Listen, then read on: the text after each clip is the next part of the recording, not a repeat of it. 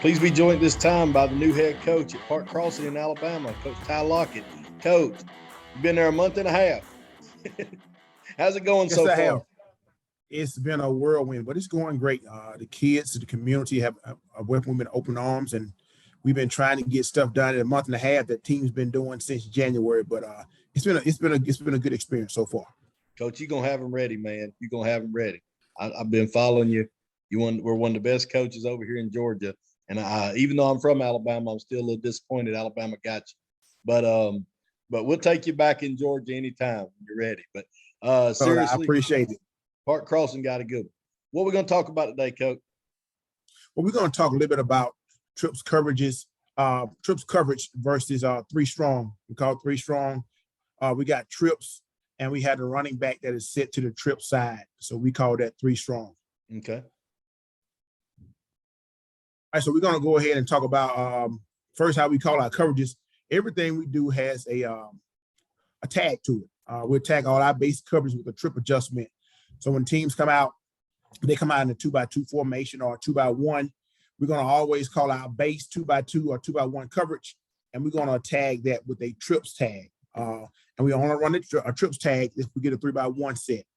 They come out in the 3x1 or they motion to it, then our secondary is going to automatically know what that particular trips tag is going to be, and they're going to make the check.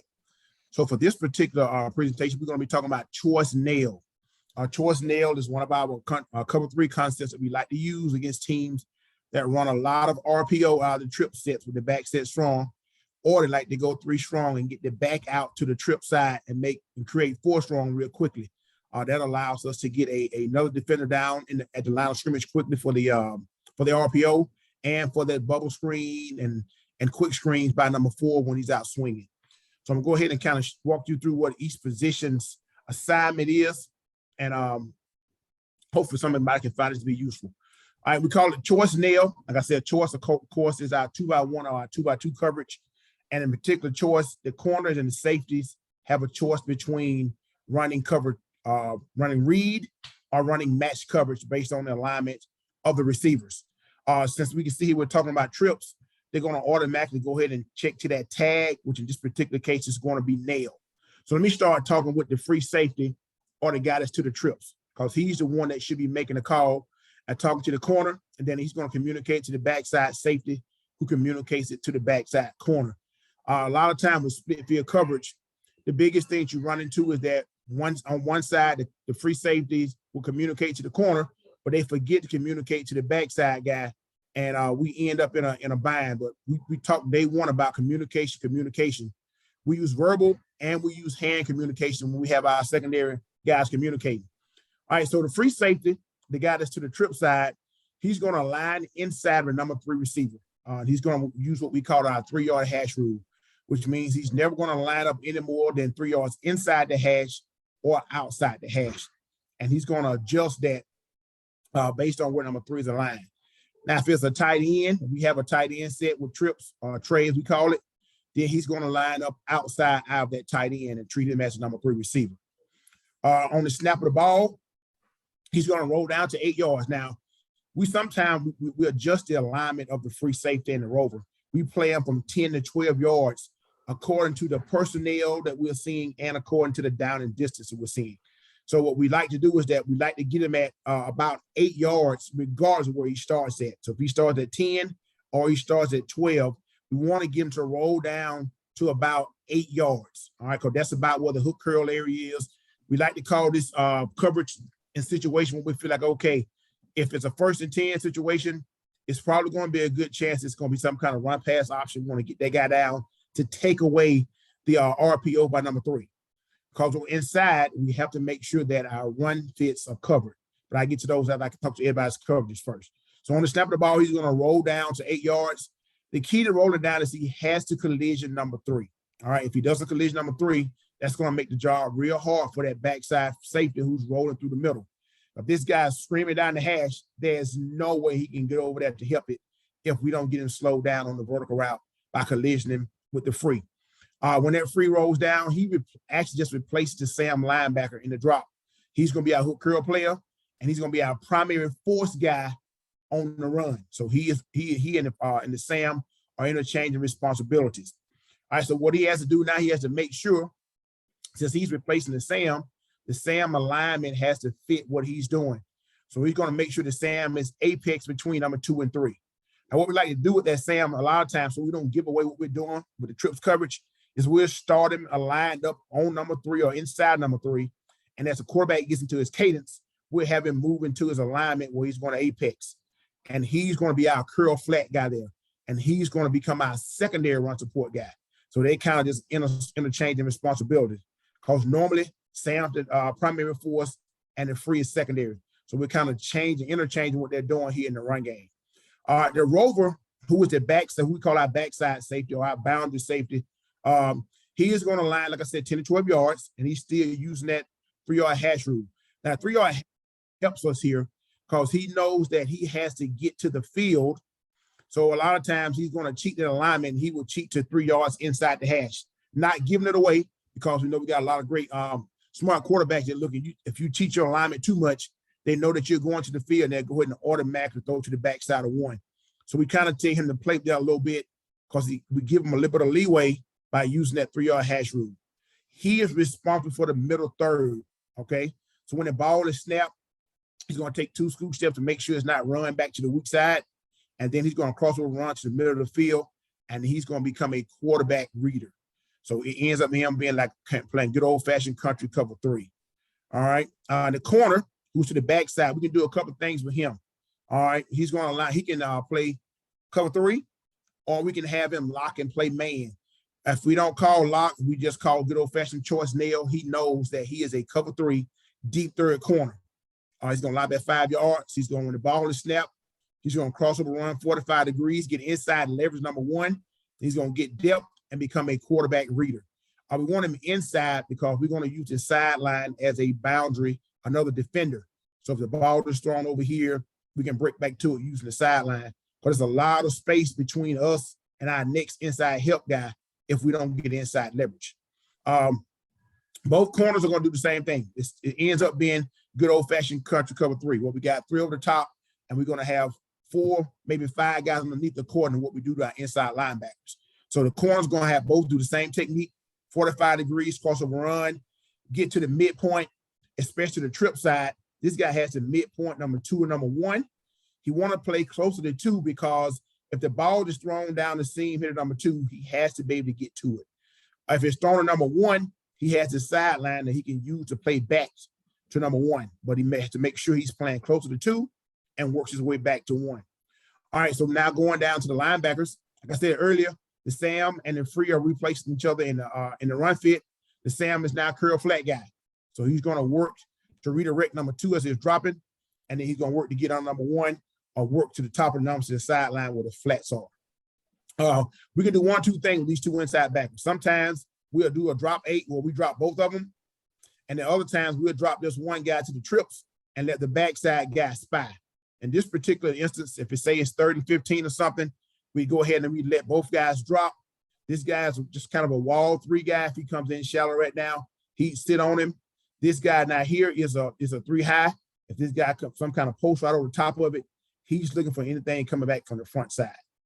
We take our backside backer, who's the jack, and he's going to cut 1.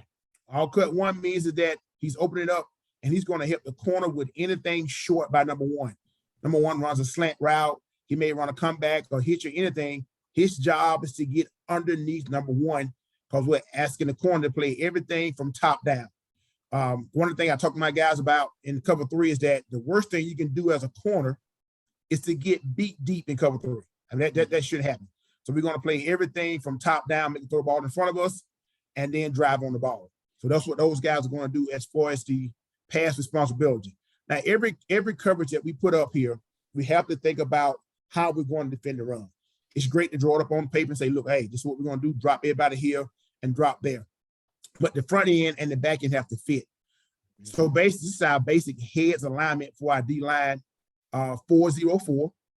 These guys here, these defensive ends are responsible for, they're going to do what they call a stuff technique. They're going to come off, they're going to attack the tackle, and they're responsible for the B gap in the run game, okay?